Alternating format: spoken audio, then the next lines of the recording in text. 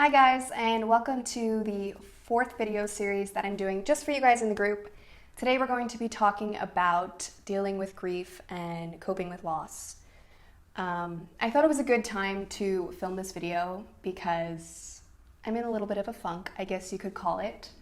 When you're so focused on your efforts and you think you're being consistent about things and you're doing the right thing, but it just seems like it's not going anywhere. And one little thing at this point can just blow you through the roof, and you let your emotions get the best of you, and you're now all of a sudden dealing with temper problems, and you're not feeling like yourself anymore. And it can last for a few days, it can last a day, it can last a week, it can last, however long it lasts for you. For me, it usually lasts like a day or so, just because at this point I know how to deal with it and cope with it.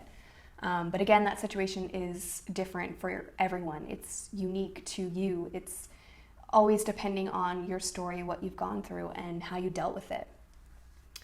And I think I've talked about this in previous videos.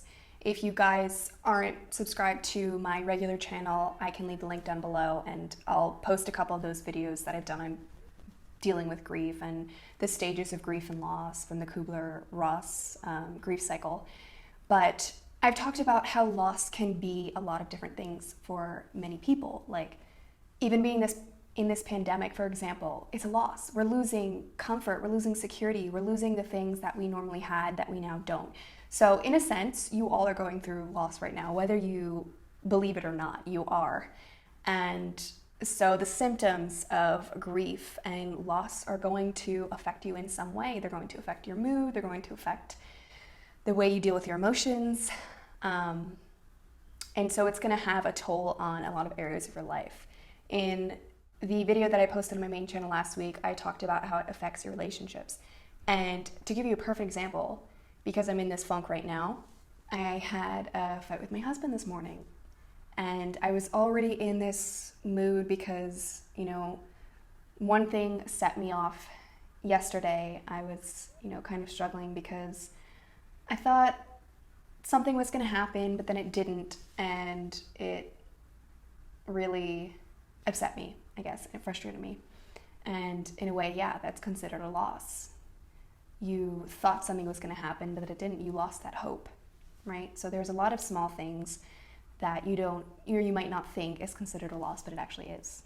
Losing hope, losing connection, losing anything. But the fight this morning, I think he already knew I was in this funk, but I wasn't so explicit about it. And, he could tell I was getting frustrated. We were looking for my AirPods case because I have cats, so sometimes they'll, go on the counter, they'll knock something off, and they'll play with it for hours, and then it gets lost. But anyway, so he was helping me find it. He was being so supportive, so good, and, he was saying, get me a kitchen knife. I was like, okay. So I grabbed him a kitchen, and my definition of a kitchen knife would be one that you'd cut meat with, or, you'd use when you're having dinner or something. And he's like, no, a kitchen knife. And I was like, okay. So I pulled out another knife, which was a smaller knife. And I was like, what? He's like, no, a kitchen knife. And I was like, this is a kitchen knife. And I freaked out. And, I threw the knives, not at him or anything. I just threw them on the counter, and I was so frustrated. And he's like, calm down. What are you doing? You're freaking out over nothing. And so he went up and got the knife. And I was like, that's a butter knife. How could you mistake that? And he just got all quiet and he walked away. He's so good about dealing with my bullshit. It's unbelievable. I don't even know how he puts up with it. But I'm getting really good at noticing how my anger affected the fight or affected the situation at hand.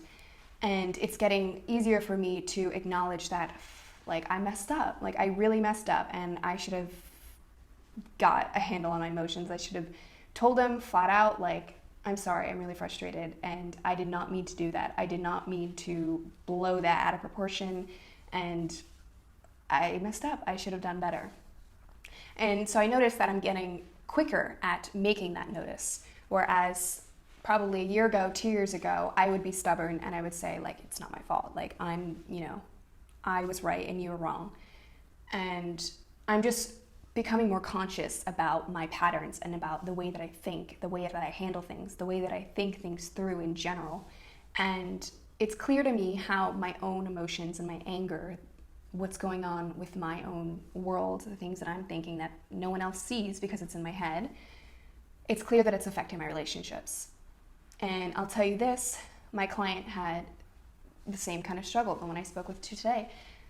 A lot of her situations with her daughter are often emotions that she's struggling with. And so when she reacts to a situation, it's often out of that temper. It's often from these thoughts that she's having that she hasn't been able to communicate. And again, it's about being explicit, being honest, being open, and communicating to the people around you what's actually going through your head. Even if it's a young child, you can still tell them in a way that's age appropriate what's going on in your head. And maybe when you're frustrated or when you're stressed, you can communicate that to them in a way that suits them. But if you never communicate to somebody what's going on in your head, how can you expect them to be able to understand you or to be able to accept you for who you are and what you're going through at the moment? When you don't communicate, you don't give them that chance. And if I could give you one piece of advice, it would be to be more explicit and to be more honest. Because if I can tell you one thing about going through grief and loss and coping with it, it's always about telling people things. It's always about using your voice. Because I realize in almost every scenario, whether that's my writing to help me get rid of my emotions, or whether that's going for a walk to help me just de-stress myself, or whether that's exercising, whether that's telling someone how I'm feeling, sharing openly how I'm feeling, and using that as a release. It's always about using my voice. Your voice is your number one tool in your toolbox for handling grief and coping with stress, even like the smallest things, the smallest types of losses that you have in your life. It's always about using your voice and being open, being honest, and being explicit. And I'm glad that this video was filmed during a time that I was actually going through it myself, because I think a major part of what I want to show to you guys is being authentic and being real about what actually happens and how I deal with it. So yeah, I hope you guys enjoyed this short video. And I think I'm going to do another poll like I did at the beginning of this video series, because I kind of want to keep this going. I think it's not only good for me, I think it's good for you guys. I see a lot of you guys engaging in these videos and saying how much you liked it. So I think I'm going to continue with this, maybe come up with some new topics or go into detail on the topics I've already talked about. I also just wanted to share that slots for my one-to-one are opening up. So if you guys find yourself in that position where you're feeling stress, you're feeling a lack of connection in your relationships with your kids, if you're feeling like you can't get a handle on your emotions, if you feel like you can't control the temper and you want to change that, you want to feel connected with yourself again, you want to feel connected to your kids again, I urge you to sign up for the consult. I'll leave it in the comment section of this post that I do. So this concludes the video series, so I probably won't do one next week, but I will put out a poll for you guys and ask for your opinions on what you'd like to hear more from me. So I hope you guys enjoyed, and I'll see you next time. Bye.